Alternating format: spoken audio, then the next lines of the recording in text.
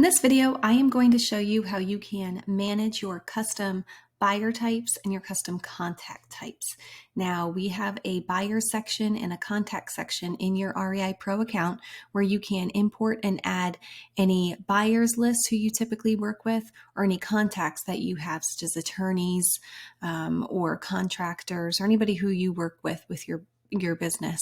You can add and manage here in your REIPro account. Now, we give you a way that you can assign different types to them so that you can organize them, and then also throughout the software where you can filter and target really specific buyers. So to manage any custom types that you want to assign to your buyers and contacts, you would head to your account settings. So we're going to click on your person icon and click on account settings. And then here we are going to find the customize tab.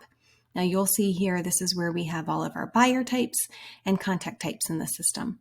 Now we do have some system types that we've given you to use if you'd like, but if you don't see one that you would like to use, you can go ahead and add a new one. So just click on add buyer type or add contact type, and you will be able to give it a name. So for this, I'm just going to give it an example. And then you also have the option to decide if you want this new type that you're creating to be available just to you or to everybody on your account. So you can choose that. And then once you have made your selection, on the right-hand side, click on the check to save it. Now you'll see the new buyer type right there, my example, and you'll see it is just for myself instead of the entire account. Now, if you need to make any changes, edit it, or delete it, you would just click on the pencil icon to edit it or the trash can to delete it.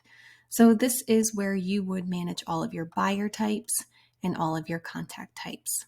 So I hope this video helped, and we'll see you on the next one.